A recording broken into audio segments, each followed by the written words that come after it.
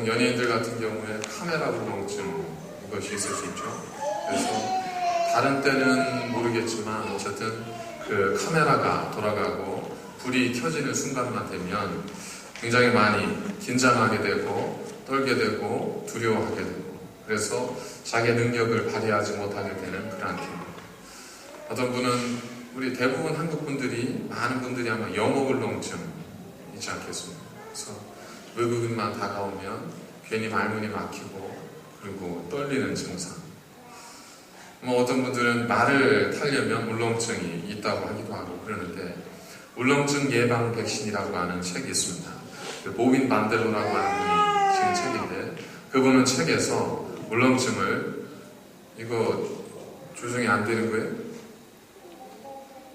네, 울렁증을 어떻게 정의를 하고 있냐면 그 유전적인 어떤 요인이라기보다는 이 울렁증은 그 상대방을 타인을 너무 의식하는 그런 마음에서 오는 하나의 증상, 현상이라고 이렇게 정의를 내립니다. 그래서 나는 대대로 울렁증이 있어 그런 것이 아니고 이 다른 사람을 의식하는 마음, 다른 사람을 지나치게 의식하는 그런 마음들이 너무 잘하려고 하는 그런 마음들이 우리로 하여금 오히려 잘된 일을 그르치게 만드는 경우들을 생기게 한다는 겁니다. 특별히 첫 번째라고 하는 것이 주는 어떤 부담감이 있지 않습니까? 내가 첫 번째 뭐가 되고 내가 예를 들어서 처음 직분을 받아서 무엇을 감당하고 혹은 내가 처음 대학에 들어가서 혹은 처음 학교에 들어가서 처음 엄마가 되었을 때 처음 무엇인가를 할 때 우리가 갖게 되는 부담감이 있지 않겠습니까? 처음 내가 연주를 했을 때 처음 내가 피아노를 쳤을 때 집에서 하는 것이 아니라 정말 사람들 앞에서 처음 했을 때 그 갖게 되는 어떤 굉장한 부담감. 저도 예전에 그 처음 설교를 했을 때 예전에 그 전도사 시절에 목사님이 최정사님 설교 좀 주일 밤에 설교 좀 하십시오. 2주 전에 저한테 이제 알려주셨던 것 같아요. 근데 그때 생각에 아니 설교하라는 걸 무슨 2주 전에 알려주시나 한 달 전에는 알려주셔야지 그걸 준비를 하지 어떻게 2주 전에 이렇게 알려주시나 그렇게 생각을 했는데 지나고 나 보니까 설교가 2주 전이 아니라 매일 하지 않습니까? 그래서 그때 어쨌든 준비를 하고 첫 단에 올랐을 때 얼마나 단이 높아 보이든지 사실 높기도 했어요. 굉장히 높기도 한데다가 처음이니까 얼마나 떨렸겠어요. 그리고 원고를 보고 하는데 정말 그때는 원고만 보고 했던 것 같아요. 토시 하나 안 틀리고 그걸 그대로 그러면서 설교했던 적이 있습니다. 그러고 나서 마치 주님께서 십자가에 달려 돌아가시기 위해서 마지막 그 위에 올라가셔서 마지막 하셨던 말씀 기억하세요? 가상친언의 마지막 말씀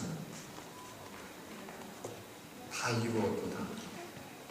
그 마음으로 이제 단을 내려왔던 기억이 있습니다. 아마 그런 기억들이 다 주님은 그러고 하늘 올라가셨지만 저는 그러고 단을 내려왔던 기억이 있습니다. 여러분들 다 아마 경험들을 하셨을 거라 생각이 들었습니다. 첫 번째 그만큼 중요하고 첫 번째가 주는 이 위압감, 부담감이 그만큼 클 수밖에 없습니다. 엘리야가 하늘로 승천을 하고 나서 엘리사가 엘리야의 뒤를 이어서 이제 선지자의 사명을 감당하게 됩니다. 그러니까 엘리야가 하늘로 올라가는 것을 이 엘리사만 봤어요.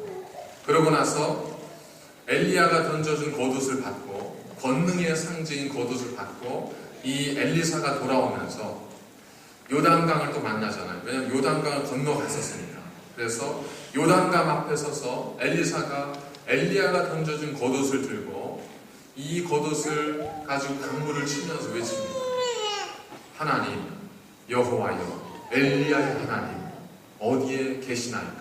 이 이야기는 하나님 도대체 어디 계십니까? 이 뜻이 아니고 엘리야와 함께 하셨던 하나님, 엘리야를 통해 능력을 부으셨던 하나님, 저에게도 함께 하십시오 라고 하는 어떤 단어적 표현입니다. 그래서 하나님 어디 계십니까? 하면서 그 옷으로 물을 내리치니까 이 물이 요단강물에 쫙 갈라져서 그곳으로 엘리사가 건너오게 됩니다.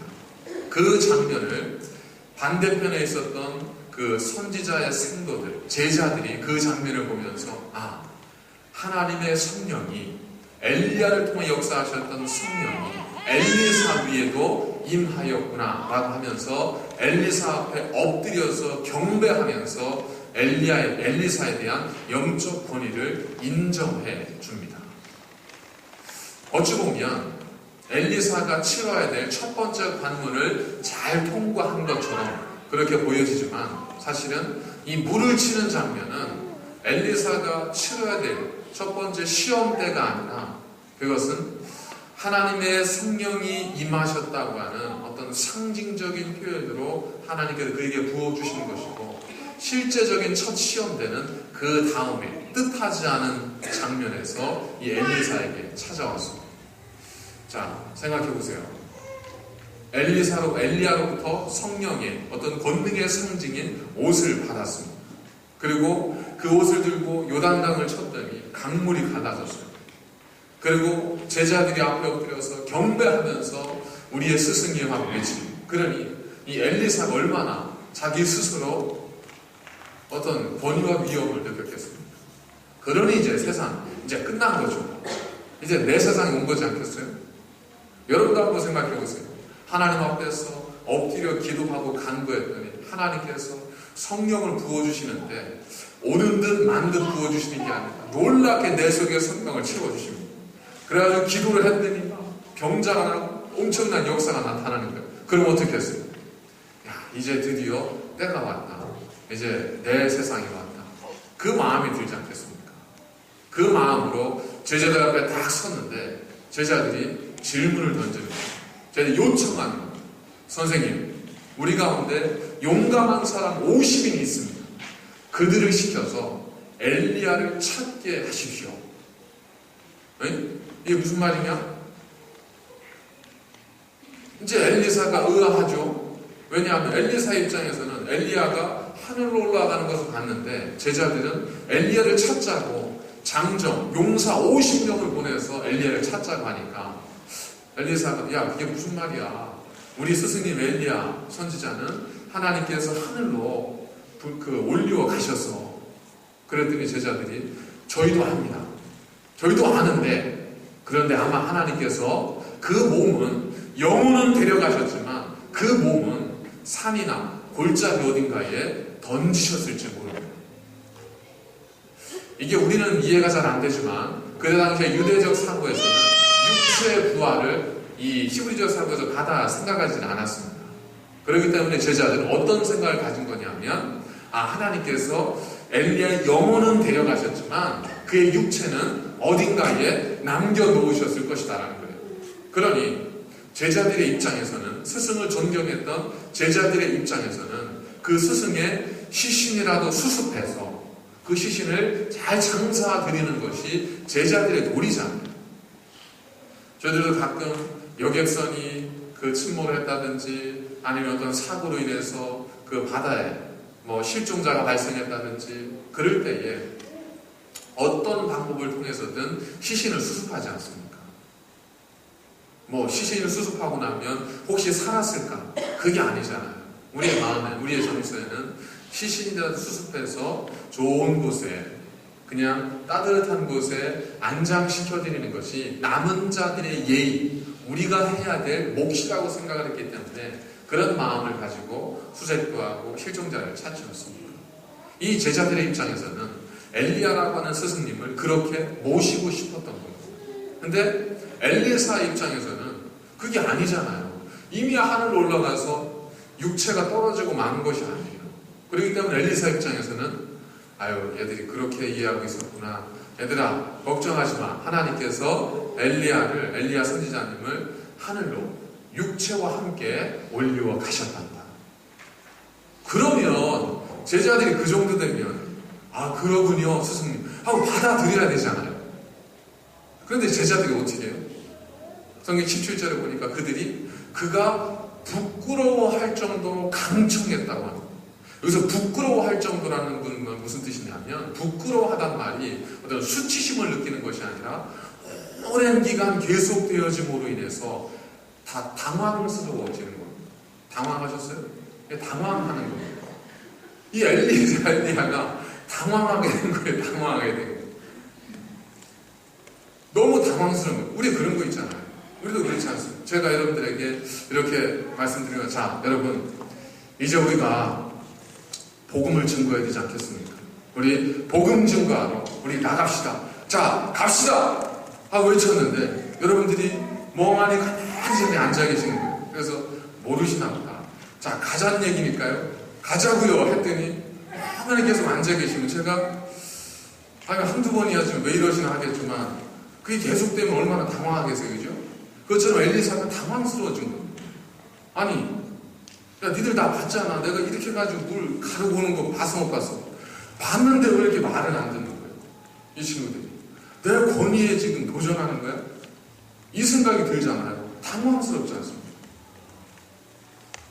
아내가 이야기를 했는데 남편이 한두 번 정도 애교를 받아주지만 계속 엉뚱한 고집을 부릴 때 아내분 입장에서 굉장히 당황스럽잖아요. 그러지 않으세요?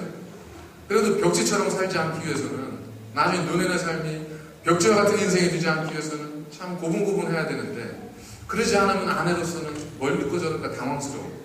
이 당황스러움이 엘리사가 하는 당황스러움이죠. 근데 엘리사가 어떻게 해요? 그냥 가라 그래요. 우리도 살아가다 보면 뜻하지 않는 어떤 당혹스러움 앞에 설 때가 있지 않습니까? 나는 분명 확실해요. 나는 분명해요. 내가 분명히 알고 있어요. 그런데도 불구하고 어떤 사람들이 사실이 아닌 것을 가지고 우리에 대해서 혹은 나에 대해서 내가 아는 거에 대해서 반론을 제기할 때가 있지 않습니까? 여러분, 우리는요 사실만을 주장하는 사람들이 아니에요. 만약에 확신과 염려가 만날 때 누가 이길 것 같으세요? 확신과 염려가 만날 때 누가 이길 것 같으세요? 여러분 서울이 고향이신 분, 서울. 대부분 서울이 고향이시죠. 저는 그 내륙 청주가 고향이기 때문에 서울 구경을 잘 못 갔었거든요. 시골에서 서울에 한번 갔다 온 분이 있어요. 그리고 서울에 대해 얘기를 수없이 들은 분이 있어요. 두 분이 서울 가지고 싸우면 누가 이길까요? 서울 다녀오신 분이 이길까요? 얘기 들은 분이 이길까요? 다녀온 분이 이길 것 같죠? 절대 다녀온 분이 이기지 못합니다. 들은 분이 이겨요. 왜냐하면 다녀온 분은 당황스러운 거예요. 내가 가서 봤는데 왜 이럴까 싶은데 이 얘기 들은 사람은 들은 게 있기 때문에 그걸로 고집하는 거예요. 그러니까 저희도 이제 예전에 그런 얘기 많이 해봤지만 서울, 여러분들이 아는 서울이 아니까 우리가 아는 서울이 있었어요. 우리가 생각하는 서울이 있었어요. 네? 그 서울이 아닐 수 있는 그 서울이 있었다. 절대로 사실이 이기는 세상이 아니에요. 어느 점에서 보면. 그거에 대한 가장 큰 피해자가 있잖아요. 특별히 연예인들 가운데. 타블로가 스탠포드 대학을 졸업을 했다고 하잖아요. 그런데 타진요라고 하는 사람들이 타블로에게 진실을 요구한다라고 하는 카페를 만들어서 거기서 당신의 스탠포드 졸업은 이건 거짓이다. 이렇게 문제제기를 딱 하는 거예요. 처음에 타블로가 어떤 마음이었겠어요? 야, 뭔 얘기야? 왜? 나는 나왔는데 왜 안 나왔다고? 그러니까 야, 어이없네. 이 정도예요. 그리고 그 정도라고 그냥. 그런데 저들은 어때요?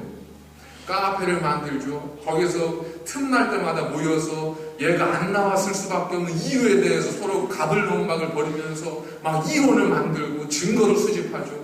이론이 타블로 입장에서는 당황스러운 거예요. 처음에는 아니에요 라고만 했는데 나중에는 아닌 게 아니에요. 여러분 어떠세요? 그 논란이 한창일 때 우리가요, 사람이 어떤 마음이 드냐면 오죽하면 저렇게 아니라고 할까? 뭔가 있으니까 저러지 아니고서야 저렇게 남일에 대해서 저렇게 목숨 걸고 나올까? 이 생각이 들잖아요. 그죠? 그러니까 우리도 모르게 저게 정말 가짜 아니야? 이런 생각이 든다고요. 그래가지고 타블로 정말 제가 여러분이 그 입장에 있다고 생각하면 얼마나 기가 막히겠어요. 아니 나는 나왔는데 왜 자기들이 안 나왔다고 팀을 짜고 막 인터넷에서 막 이런 논리를 만들고 그래서 최초로 감정 싸움으로 끝날 일이 법정 싸움까지 갔지 않습니까? 법원에서 결정이 났어요. 당신 나온 거 맞다. 이게 법원에서 할 얘기예요? 아니, 내가 남자라고 해보세요. 내가 남자인데 내가 뭘 증명해야 돼?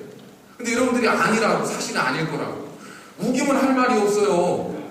끝까지 우기면. 그래서 법원에서 졸업증명서 이거 다 첨부해서 맞다. 그러면 사람들이 더 이상은 의심을 제기하지 말아야 되는데, 그래? 그러고도 아니라고 하잖아요, 끝까지. 그래서 민사소송을 딱 들어가서 결국에는 이제 잘못했다고 사과는 했지만 속은 아니었던 거예요. 사과는 했지만. 이렇게 사람이 집요하다고요. 사실이 아닌 걸 가지고. 확신과 염려와 추측이 만나면 대부분 추측이 이깁니다. 한 사람에 대해서 내가 저 사람은 알아. 근데 저 사람에 대해서 생각하는 수많은 사람들 내가 이길 수 있어요? 절대 못해요. 내가 사실이라고 하는 이야기는 거기에 덧붙여져서 오히려 더 엄청난 이야기가 만들어질 뿐입니다. 과연 이러한 이 암흑 같은 세상에서 우리가 어떻게 하나님의 사람으로 그 싸움에서 승리하는 삶을 살아갈 수 있겠는가? 엘리사는 분명히 자기가 봤는데도 불구하고 아니라고 우기니까 이거 어떻게 하겠어요? 거기에서 하나님의 사람은 어떤 지혜로 그 상황을 이기었는가? 라는 것이 오늘 하나님께서 우리에게 주시는 말씀입니다. 엘리사가 보였던 반응을 통해서 하나님 우리에게 던지고자 하는 그 음성이 무엇인지를 생각을 하도록 하겠습니다. 첫 번째는 뭐냐면 엘리사가 우리로 가서 엘리야의 시체라도 찾게 해주십시오. 그랬더니 엘리사의 첫 번째 반응이 뭐였었냐면 보내지 말라. 너무나 당연하죠. 일반적인 반응입니다. 이상할 것도 없고 의아심 갈 것도 없고 다 너무나 당연한 거예요. 왜? 엘리사의 입장에서는 당연히 엘리야는 하늘로 승천이 됐으니까. 그래서 보내지 말라 그랬어요. 그런데 제자들은 놀랍게도 아니라고 하면서 이 엘리사가 당황스러워할 만큼 집요하게 요청을 합니다. 그래서 엘리야로 하여금 마지막 자신들이 원하는 대답을 얻어내죠. 여러분, 우리가 뭔가를 주장을 할 때는 뭐가 뒷받침이 되어야 되냐면 근거가 있어야 돼요. 근거. 내 주장이 사실일 수 있는 어떤 근거가 있어야 되지 않습니까? 이 근거가 없이는 어떠한 주장도 설일 뿐이지 그것이 어떤 이론이 될 수 없지 않습니다. 진화론, 창조론, 우리가 이렇게 이야기하지 않습니까? 그런데 이것이 하나의 이론이지, 하나의 어떤 가설이지, 이것 자체가 학계에서 공통적으로 받아들인 그런 하나의 불변의 법칙이 아닙니다. 우리가 그 만유인력론 이러지 않잖아요. 만유인력은 법칙이에요. 이건 불변입니다. 보편적으로 어디에서나 반복적으로 일어날 수 있는 일이기 때문에 법칙이에요. 과학에서 모두가 인정하는 법칙이에요. 하지만 창조론이나 진화론은 이건 법칙이 아니에요. 이건 론이에요. 가설일 뿐입니다. 하나는 신앙에 의해서, 하나는 여러 가지 연구를 통해서 그저 만들어오는 가설일 뿐이지 그것 자체가 과학적으로 입증된 어느 것도 입증된 법칙이 아니에요. 그래서 우리가 창조론은 왠지 비논리적인 것 같고 진화론은 굉장히 논리적인 것 같지만 어느 과학자에게 물어보세요. 진화론 자체도 그것도 하나의 론, 가설일 뿐이지 어떤 하나의 법칙이 아니에요. 진리가 아니에요. 무엇이든 근거가 필요해요. 근거. 하나의 법칙이 되기 위해서는 근거가 필요해요. 하나의 사실이 되기 위해서는 근거가 필요해요. 우리가 독도가 우리 땅이라고 이렇게 외치잖아요. 일본 사람들이 독도는 자기네 땅이라고 이렇게 외치잖아요. 그게 결정적으로 뭘 가지고 판가름이 나겠어요? 근거라고, 근거. 니네 땅이라고 우기려면 니네 땅의 이유를 대라는, 근거를 대라는 거예요. 우리도 우리 땅의 근거를 대서 이것이 우리 땅이라는 걸 합법적으로 우리 스스로가 받아들이는 거지 않습니까? 자, 근거는 어디에서 와야 돼요? 신빙성 있는 근거가 되어야 되지 않습니까? 카더라, 이건 아니잖아요. 우리 엄마가 그랬는데 이건 아니잖아요. 근거가 되지 않습니까? 특별히 신앙생활에 있어서 우리가 좀 근거를 찾을 필요가 있지 않겠습니까? 예를 들어서 소리내어 기도하는 게 맞을까요? 묵상으로 조용히 기도하는 게 맞을까요? 한나처럼 성전에 와서 외치면서 기도하는 게 맞아요? 예수님 말씀하신 것처럼 골방 들어가서 기도하는 게 맞아요? 어떤 게 맞아요?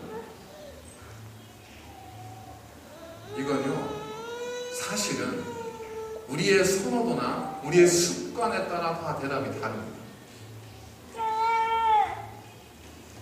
장로교 전통에서 신앙생활 하셨던 분들의 경우에는 대부분 조용히 기도하는 어떤 묵상의 기도, 조용한 기도를 선호하시고 그것이 신앙생, 바른 신앙생, 바른 기도의 삶이라고 아마 생각을 하실 겁니다. 저도 장로교단 출신입니다. 반대로 좀 이렇게 뜨거운 순복음이라든지 신명교라든지 성결교단이라든지 이런 교단에서 신앙생활 하셨던 분들은 정말 이렇게 소리 내면서 뜨겁게 통성으로 기도하지 않으면 가슴이 답답하고 기도한 것 같지 않고 정말 그런 마음이 드실 거예요. 우리가 이야기하는 주장하는 것은 근거가 사실은 어디에서 왔어요? 말씀에서 온 게 아니에요. 내가 경험한 내 경험들에서 우리가 근거를 많이 찾는다. 11조를 해야 될까요? 주일은 꼭 교회 와서 지켜야 될까요? 성령의 은사는 지금도 필요할까요? 성령께서는 지금도 우리 가운데 역사하실까요? 자, 이런 질문들이 지금요 세상에서 교회를 향해서 수없이 쏟아지고 있어요. 자, 그러면 우리가 그리스도인으로서 이 근거를 대야 되지 않아요? 이 근거를 어디서 대야 돼요? 이 질문에는 근거를 어디서 대야 돼요? 우리가 말씀에서 대야 되잖아요. 근데 여러분 어디에서 근거를 대세요? 인터넷 뜻이잖아요. 인터넷. 예? 다음 네이버 가가지고 네이버 막 찾아보면서 질문 딱 던져서 나오면 그거구나. 여러분 우리가 왜 신앙에 대한 근거를 왜 말씀에서 안 찾고 인터넷에서 찾아요? 거기서 몇 사람이 그렇게 이야기하면 그게 사실인 것처럼 그게 아니지 않습니까? 주의를 지키고 예를 들어서 저희 아이도 가끔 그런 이야기를 해요. 저도 아빠 나도 생일잔치 가고 싶어요. 생일잔치를 가고 싶어요. 참 얼마나 가슴 아픈 이야기더라고요 이게. 근데 이 사람들이 꼭 생일을 주일에 안 했고 그것도 예배 드릴 시간. 그래서 얘야 우리 예배 드려야 되니까 너는 못 갈 것 같다. 토요일이면 괜찮겠지. 그럼 애가 그렇군요 이러지 않죠. 그러지 않고 뭐라고 얘기해줬고 왜 나만 그러는 거야. 왜 나만 보니까 쟤도 갔다 오고 쟤도 갔다 오고 쟤도 갔다 오는데 왜 나만 그래? 이거 엄마가 뭐라 그래? 정말이야? 엄마가 몰랐네. 엄마가 몰랐다. 그랬구나. 다들 그러는구나. 그럼 너도 가야지. 우리가 근거를 어디서 찾아야 돼요? 주일. 왜 꼭 주일에 가야 돼요? 안 가면 안 돼? 힘들고 피곤하고 지치고 그러면 안 갈 수도 있지. 그럼 엄마가 어떻게 얘기해줘요? 그래도 가야지. 아니 나 지금 오늘은 정말 기분이 아니란 말이야. 그럼 어떻게 말씀하시는 거예요? 그렇구나. 내가 기분이 아니구나. 그게 아니라 부모라면 말씀을 펴야죠. 얘 잠깐 봐봐. 말씀을 딱 펴서 이제 말씀을 펴는 게 이제 문제. 어디를 찾아야 그게 나오는지를 알아야 되는데 이걸 요한복음 예수님 사랑한다 요한복음 쳐봤자 안 나오잖아. 이게 어디로 가야 돼요? 출애굽기 신명기를 가야죠. 제대로 찾아서 가야죠. 불러놓고 하는 애들 민망하게 들으지 말고 어디 있는 정도는 부모님이 아셔야죠. 평상시에 딱 찾아서 여기 봐라. 하나님께서 이렇게 말씀하셨지 않냐. 우리는 하나님을 믿는 사람이잖아요. 그런 우리가 예배를 드려야 되지 않겠냐. 근데 다른 아이들은 가기도 하고 그러는데 그래? 그러면 잠깐. 그러면 성경을 또 다 펴는 거예요. 다 펴가지고 여기 봐. 하나님을 존귀히 여기는 자를 하나님이 존귀히 여길 것이요 하나님을 경멸하는 자를 하나님이 멸시하리라.